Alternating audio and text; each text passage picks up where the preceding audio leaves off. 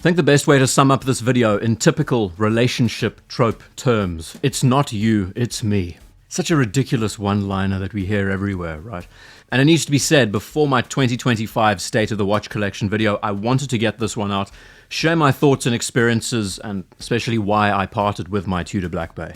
This has been one of the most interesting and frustrating experiences for me because I still think this piece is absolutely fantastic, and I would recommend it to all of you. More importantly, what gives the Black Bay 54 such a great presence is the fact that it's one of the most faithful watches that the brand has ever created next to its origin. But why I thought this would make for a good video, instead of saying I got bored with it or I outgrew it, I wanted this video to be structured around the things that I was reserved about, the things that ultimately turned me away from the watch, and a small mental philosophy of mine that has seemed to have taken over my life and my watch wearing this last year. I believe that not only through your experiences, but living vicariously through other people's experiences, they can communicate a great deal. And I do believe that in our watch hobby, it can be an excellent guide. See, this is the thing about the Black Bay 54. Many of us thought that it would be a watch that would have some staying power, that it would in fact entice a new generation of collectors in, or it would have its own collector's circle, very much like the Black Bay 58 when it arrived all those years ago. At least I had this feeling that people were very driven to chase after a more original, faithful size, dimension, thinner case profile. But funnily enough, the Black Bay 54, it still feels like a sleeper, that it's been relegated to the back catalogue like the Tudor Ranger. You know, what struck me about this watch when it arrived was the fact that it was just so true to form. Not only the fact that its size, its proportions and dimensions were so good, just the overall package of the watch was very appealing. The thought that it deviated from the typical 39mm format in favor of 37mm. But the details that I loved, and I still love about this piece, they are everywhere. What about its solid gilt chapter ring running around the dial? What about the correct typeface for the numerals on the bezel? The fatter and correct batons on the bezel insert. That extremely subtle black to brown sunbrush dial that worked so nicely in different lights. The package deal of getting this watch on a rubber strap or a full metal bracelet, you're getting the T-Fit micro adjusting clasp. And for all intents and purposes, it's just a solid, subtle, extremely well made, under the radar wearing dive watch. And the ownership experience was great. I wore it everywhere. It was my most worn watch of last year, 2023. And I don't remember where I saw the post, but I noticed that someone took the Tudor Ranger strap and they fitted it to this watch. Just so happened to find a strap secondhand, fitted it to it, and it made a world of difference. It gives you that Connery Goldfinger Woolworths nylon strap feel. Maybe it's just me, but I thought that the olive green, the red and gold tied in so nicely. Very well made, and the buckle and the keepers, they looked just as good. Now, as much as I enjoy this watch, I still enjoy this watch. I still recommend it to people. The one thing, it took over a year for me to try to get over, but never could. The snowflake hand. That's not the only reason, but it's definitely one of the core contributing factors. And it took the input from Greg over at True Patina to fit original pencil-styled hands onto this piece with the original running seconds hand to show you the potential that this piece actually has. And what a winning combination. The issue, of course, today is identifying the brand by a certain trait. Rolex has the Mercedes hand, Omega has the broad arrow, Tudor needs the snowflake hand. I think in a scenario like this, where this specific piece is paying tribute to a very specific model of 1953, 1954, the brand could have instead adopted an approach like they did with the 2015 only watch Black Bay. Far truer to that original watch, I think the 7922, the 7923. Why the brand is so reluctant to experiment with handsets, I do not know, I never will. But that said, my pedantic nature, it knows no bounds, and it didn't just end here. The next detail that turned me away from this watch, and it has to do with all Black Bays virtually, I know Tudor is improving on this at the moment, but it's the text arrangement on the dial. The descending order from smallest line of text to biggest line of text underneath I do find jarring.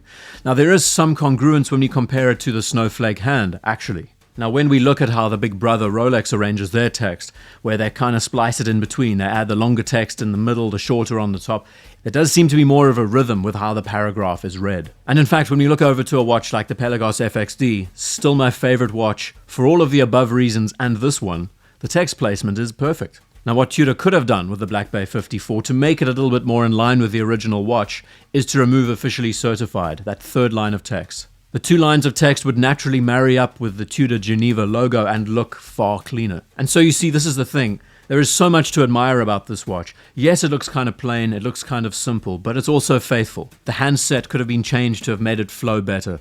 The text on the dial could have been changed. But here's the thing, my philosophy around this piece, and most watches that I now collect, is that a year or so after owning it and wearing it, I would have it on the wrist and say it is brilliant in so many ways. The proportions are spot on. The thickness is great. It is so understated. It is so comfortable to wear. Besides tiny aesthetic details, there is nothing about this watch to dislike. But I would rather be wearing ...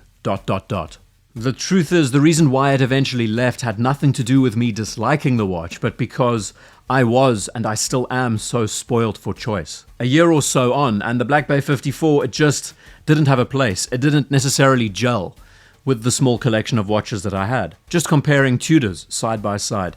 The uniqueness, the originality, the correct use of the snowflake hand. The FXD, it does all of that and more. It has a far more aggressive charm to it, and when I look at it, I think 1970s dive watch modernized. And when I think 1950s dive watch, well, I have an Omega Seamaster trilogy that I've been wearing a lot more over the last year. This piece being the one-to-one faithful callback of their original dive watch, and it's just a thing of beauty. It has all of the character and charm I would ever want of a dive watch of this caliber. So just there alone, those two dive watches, they set the benchmark. But the 37mm diameter is what makes this watch so appealing and why I enjoyed it so much.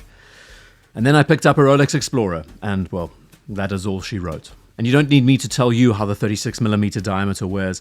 This watch never comes off its bracelet, and next to the other two, as a trifecta, we are now talking about professional dive watch, vintage-inspired dive watch, modern tool watch at a smaller size. Now here's the thing that gives me a headache. You could look at this argument from the other side, that in fact, the Black Bay 54 embodies elements of all three of the watches I have just covered. Yet another good reason why it's a watch you should be chasing after, and it's a piece that I still regret parting with because of that. Now this is something I'm going to discuss more in my State of the Collection video, but the moral of the story is that with the small collection of pieces I now have, anytime I wear a watch, whether it's Zenith or Omega or Tudor, whatever the watches are, I never feel like that when the one watch is on my wrist, I want to gravitate towards another. I never feel like one watch is lacking something. Every single one of them feels like a complete watch in itself. I think this is the biggest issue when you get into the watch hobby and you have the ability to make a direct choice.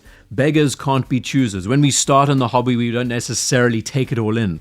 But when you get deeper into the rabbit hole and you realize, well, the text is not that well placed, or the handset just doesn't feel like it corresponds. Maybe the watch is wearing a little bit uncomfortably for me. There is a better watch out there for a little bit more money. All of these things, they weigh up on our minds and they ultimately change our perception. Once it's said and decided upon, it's very hard to go back and the watch leaves. And now look, even though this watch is not a piece that I want back in my collection, I still feel a small tinge of regret that I didn't bond with it the way I thought I would. The type of enthusiast I am, there is so much to like about this watch, and I truly thought that when it arrived, it was going to stay. And don't let my negativity around it sway you, because when you hold this watch next to the Rolex Explorer, I mean the level of quality and build tolerances and all of those aspects, it is unbelievable to think that this watch is half the price and offers more features. And so the concluding thought after the honeymoon period, every time I looked down at it and I noticed that 5 or 10% difference that kept the Black Bay 54 from being perfect, it is what drove me away from wearing it. So this watch, the Black Bay Diver, for me was a mixed bag. And I'm sure a lot of you out there will agree that I have been way too critical, way too analytical of the watch, and I should just wear it and enjoy it. You're right. Once a watch enthusiast's mind is made up, it's very hard to change it. And what I've learned, the reality is that originality is something that draws me to a watch all the more. So surprisingly, for a fairly simple, we could say kind of cookie-cutter dive watch, I had quite a philosophical breaking point. This is what makes these experiences so great, is that I did not just outgrow the Black Bay. It has, in some way or another, informed my philosophy when it comes to being a watch enthusiast and the sorts of pieces that I want to collect into the future. Even though on paper and logically, it's a watch that I think everyone would enjoy. Emotionally and aesthetically, it just did not tick every single box the way I wanted it to. And the I would rather be wearing scenario, I think it's something that we should all take in and maybe think about a lot more with the watches that we own. So I would like to know your thoughts on my thoughts on the Black Bay line and the Black Bay 54 in general. Have I officially lost the plot? Probably. It's the oxygen deprivation in here. Thank you for taking the time to watch this video. See you in the next one. you.